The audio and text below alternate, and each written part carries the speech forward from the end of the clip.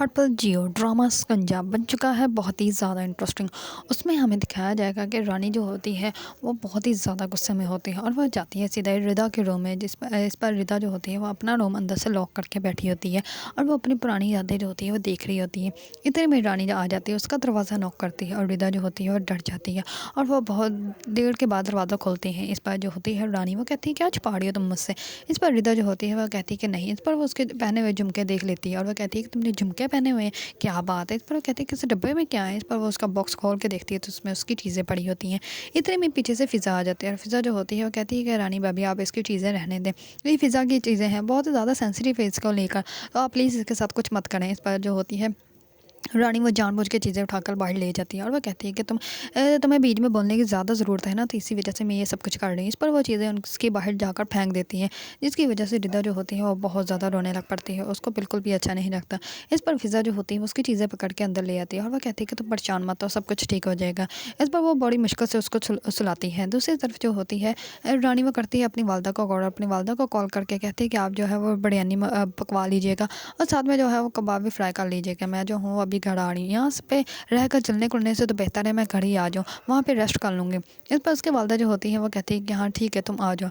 इस पर जैसे ही रानी जो होती है वह घर जाती है तो घर जाने से पहले वो रिदा को आवाज़ देती है, लेकिन रिदा जो होती है वो भी सोई होती है। फ़िज़ा जो होती है वो कहती है कि वो भी सोई है और आपने जो कहना है वो मुझे कह दे। इस पर वो कहती है कि वाह क्या बात है, मेरे जाने के बाद तुम भी सो जाना, लेकिन मेरे रूम में मेरे कपड़े पड़े हैं, उनको धोकर सुखाकर उसके बाद जो है उनको प्रेस करके फिर मेरे रूम में रख देना। इस पर जो होती है फ़िज़ा वो कहती है कि ठीक है। इस पर रानी जो होती है वो चली जाती है अपने घर और जैसे ही घर जाती है तो वो अपनी वालदा से बातें कर रही होती हैं। इतने में जो होता है ज़ारून वो भी घर आ जाता है और वह घर आते ही अपनी बहन की और अपनी माँ की बातें सुन लेता है कि किस तरह रानी ने जो है वो फ़िज़ा की शादी करवाने का सोचा था और अगर टाइम पे वो शौकत भागता ना तो आज फ़िज़ा का निकाह हो चुका होता है। ये सारी बातें सुनकर जो होता है ज़ानून उसको बहुत ज़्यादा बुरा लगता है और ज़ारून जो होता है वो सीधा ही जाता है फ़िज़ा के घर। इस पर फ़िज़ा जैसे ही उसको देखती है तो फ़िज़ा दरवाज़ा नहीं खोलती है और वो कहती है कि आप यहाँ पे क्यों आए हैं। और रानी ने देख लिया तो वो आपका अब फिर से कोई ना कोई तमाशा क्रिएट करेगी। इतने में ही आ जाती है पीछे से रिदा और रिदा जैसे ही आती है तो रिदा दरवाज़ा खोल देती है और वो कहती है कि अंदर बैठ के बात कर लो। इस पर ज़ारून को वो सब कुछ बताते हैं। इस पर ज़ारून जो होता है वो कहता है कि मुझे तो अंदाज़ा भी नहीं था कि ये सब कुछ हो चुका है। मैं तो ज़मीनों पर गया हुआ था, काफ़ी दिनों से आउट ऑफ सिटी था, इसी वजह से मुझे कुछ भी अंदाज़ा नहीं था कि मेरी बहन ये सब कुछ कर रही है तुम लोगों के साथ। इतने में ही जो होता है साकिब भी पहुंच जाता है वहाँ पे रानी के घर। इस पर वो लोग खाना खा रहे होते हैं तो इतने में ही उनका जो होता है कुक वो कहता है कि ज़रून बाबा को भी बुलाओ। इस पर वो कहती है कि क्या ऑफिस से बुलाओगे तुम उसको।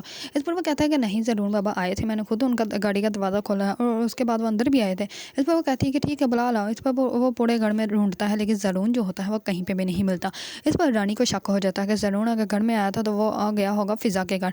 इस पर रानी जो होती है साकिब को कहते हैं कि हम लोग अभी घर जा रहे हैं। इस पर उसकी वालदा जो होती है वो कहती है कि अभी रुक जाओ, इतनी जल्दी क्या है। इस पर वो कहती है कि नहीं, मैं बस घर जाऊँगी, घर जाकर रेस्ट करूँगी। इस पर जो होता है साकिब वो भी हैरान हो जाता है, लेकिन रानी जो होते हैं वो उसी टाइम ही साकिब को लेकर घर आ जाते हैं। दूसरी तरफ ज़ारून जो होता है वो फ़िज़ा को कहता है कि तुमने क्या सोचा, मैं तुम्हें ऐसे ही छोड़ दूँगा, मैं कभी भी तुम्हें ऐसे नहीं छोड़ सकता। वो कहता है कि हम लोग अभी निकाह करेंगे। वो उसका हाथ पकड़ के बाहर की तरफ लेके आ रहा होता है तो इतने में साकिब और रानी भी आ जाती हैं और साकिब जो होता है उन दोनों को देख लेता है। फ़िज़ा जो होती है वो डर जाती है, वो जल्दी से हाथ जो होता है वो साकिब के हाथ से अलग कर लेती है। इस पर जो होता है साकिब वो फ़िज़ा को कहता है कि ये क्या बात है। इस पर वो ज़ारून को कहता है कि तुम किसी के भी घर घुस जाओगे और किसी की भी बहन का हाथ पकड़ लोगे, तुम्हें शर्म नहीं आती। इस पर वो उसको बहुत बातें सुनाता है।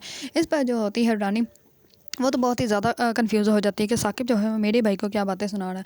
इस पर ज़ारून जो होता है वो साकिब को कहता है कि तुम्हें क्या ज़रूरत है कि तुम ऐसी बातें कर रहे हो, तुम एक दफ़ा ठंडे दिमाग से मेरी बात तो सुन लो। इस पर जो होते हैं साकिब वो कहता है कि तुमने पुलिस वाले की वर्दी के पहन ली तो तुम किसी की भी घर घुस जाओगे, कुछ भी करते फिरोगे। इस पर जो होता है ज़रून वो कहता है कि साकिब आराम से मेरी बात सुनो। इस पर साकिब जो होता है वो कहता है कि ये लास्ट वार्निंग है मेरी तरफ से तुम्हें, तुम इसी वक्त यहाँ से निकल जाओ। इस पर जो होती है रानी वो कहती है कि तुम्हें पता नहीं साकिब ने तुम्हें क्या कहा है, तुम इसी टाइम यहाँ से चले जाओ। इस पर जो होता है ज़रून वो वहाँ से चला जाता है और फ़िज़ा जो होती है वो बहुत ज़्यादा परेशान हो जाती है। इस पर रिदा जो होते हैं वो फ़िज़ा को लेके अंदर चली जाती है तो साकिब जो होता है वो बहुत उसको बातें सुनाता है और बहुत डांटता है। इस पर रानी जो होता है फ़िज़ा जो होती है वो भी बहुत ज़्यादा गुस्से में आ जाती है और वो कहती है कि आप चाहते क्या, आप हमारा गला दबा के मार दें, हमारे माँ बाप के जाने के बाद हम यहाँ पे ये तीनों की ज़िंदगी जी रहे हैं जबकि हमारा भाई ज़िंदा है।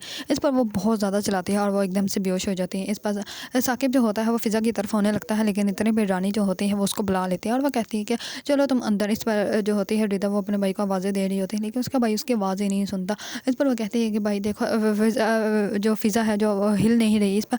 वो कहती है कि फ़िज़ा सांस भी नहीं ले रही है, ना ही बोल रही है। इस पर साकिब जो होता है उनकी कोई बात ही नहीं सुनता, और साकिब जो होता है वो अपने रूम में चला जाता है। और रानी जो होती है वो कहती है कि इसके मुँह पे पानी वगैरह मारो, ये होश में आ जाएगी। इस पर वो दोनों जो होती हैं वो बहुत ज़्यादा परेशान होती हैं, लेकिन साकिब को ज़रा भी फ़र्क नहीं पड़ रहा होता। अगर आप लोगों को ड्रामा शिकंजा पसंद है और इसके बारे में न्यू न्यू अपडेट जानना चाहते हैं तो मेरे चैनल को लाइक, कमेंट एंड सब्सक्राइब करना मत भूलिएगा।